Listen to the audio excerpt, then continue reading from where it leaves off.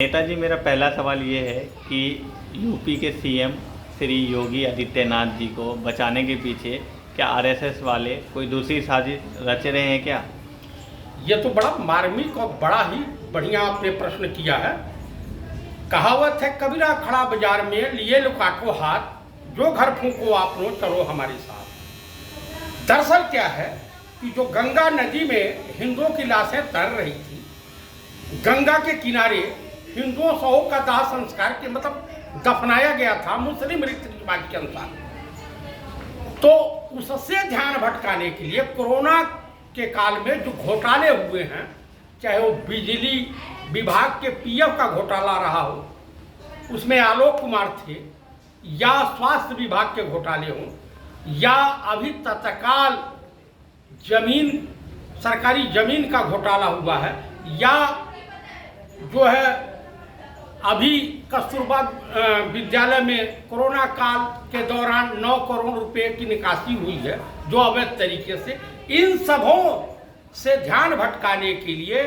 संघ परिवार योगी आदित्यनाथ को महारा बना करके और वहां के अधिकारियों के जाल में फंसे हुए ये साजिश रच रहा कि ताकि नरेंद्र दामोदर दास मोदी जी की छवि धूमिल ना हो, जो छवि इनकी बनी हुई थी वो बरकरार रहे। पूरा का पूरा ठिकरा उत्तर प्रदेश के मुख्यमंत्री योगी आदित्यनाथ के सर पे फोड़ दिया जाए कि इसमें नरेंद्र दामोदर दास मोदी या भारत सरकार का कुछ लेना देना नहीं है। उत्तर प्रदेश में कोरोना महामारी को बढ़ाने के पीछे योगी आदित्यनाथ का हाथ है। जो कुकुरमुत्ते ब्राह्मण भाजपा से नाराज चल रहे हैं, जिन लोगों की हत्याएं की गई हैं, चाहे वो कमलेश तिवारी हो या विकास दुबे, तो अपराधी रहा है, खैर जो है सुप्रीम कोर्ट न्यायपालिका को थत्ता बताते हुए उसके चक्कर में तमाम ब्राह्मण नौजवानों को पुलिस से मरवा दिया योगी आदित्यनाथ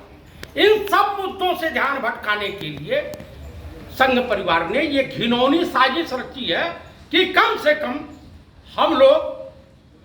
जो है उत्तर प्रदेश के ब्राह्मणों को चूतिया बनाते हुए फिर राम मंदिर के मुद्दे के तहत भटकावें। चाहे उनकी ब्राह्मणों की बहु बेटियों की इज्जत लीलाम भाजपा वालों ने किया है तो करते रहें, लेकिन ये आंच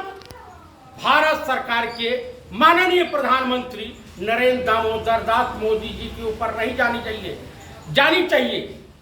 तो मैं उत्तर प्रदेश वासियों से अनुरोध करता हूं, माननीय राहुल गांधी बार बार चेता रहे हैं, बार बार कांग्रेस की सोनिया गांधी चिट्ठी लिख रही हैं, बार बार प्रियंका गांधी कोशिश कर रही हैं और चिट्ठी लिख रही हैं, चाहे वो कुंवर आरपीएन सिंह हो, वो बार बार अपना बयान दे रहे हैं, सलमान खुर्शीद बयान दे रहे हैं, तारिक अनवर जी बयान दे रहे हैं, विनय कुमार पांडे बयान दे रहे हैं, जयप्रकाश चतुर्वेदी बयान दे रहे हैं। लेकिन सबसे बड़ा कारण है कि इस देश के आम जनमानस को अपने बारे में सोचना होगा कि आज तक इस देश का और उत्तर प्रदेश का विकास अगर किसी ने किया है तो वो कांग्रेस की सरकारों ने किया है। कोरोना महामारी के लिए और इस देश की अर्थव्यवस्था को बर्बाद करने के लिए अगर कोई जिम्मेदार है तो वो है नरेंद्र दामोदर दास मोदी, और संघ प्रमुख मोहन भागवत और अमित शाह जिम्मेदार हैं। तो कृपया देशवासियों को, इस देश के नौजवानों को, इस देश के बेरोजगारों को, इस देश के श्रमिकों को, इस देश की महिलाओं को और इस देश के किसानों को ये समझना होगा, चूंकि नरेंद्र दामोदर दास मोदी से योगी आदित्यनाथ कमजोर इसलिए पड़ रहे हैं कि पूरा जो कारपोरेट घराना है नरेंद्र मोदी के चंगुल में है इस वक्त, और नरेंद्र मोदी जो चाह रहे हैं तमाम मीडिया हाउसेज जो है, चाहे आज तक है, एबीपी न्यूज है, जी न्यूज है और तमाम न्यूज 18 है, ये सब अडानी अंबानी आज ग्रुपों के हैं जो नरेंद्र दामोदर दास मोदी जिनके तलवे चाटते रहते हैं, जो इस देश को कंगाल करने पे उतारू हो गए। तो मैं देशवासियों से अनुरोध करूंगा कि कृपया आप लोग जिस तरह से बंगाल में आप लोगों ने दिखाया है जनता जनार्दन ने अपनी ताकत का इजहार किया है। उत्तर प्रदेश में कांग्रेस की सरकार बनवाते हुए इन संगियों के मुंह पर करारा तमाचा मारने की आवश्यकता है। उत्तराखंड में तमाचा मारने की आवश्यकता है, पंजाब में तमाचा मारने की आवश्यकता है, हिमाचल में। जब तक एक कच्छाधारी देशद्रोही गद्दार आरएसएस वाले इस देश में रहेंगे, इस देश का कल्याण कभी संभव नहीं हो सकता है। इसलिए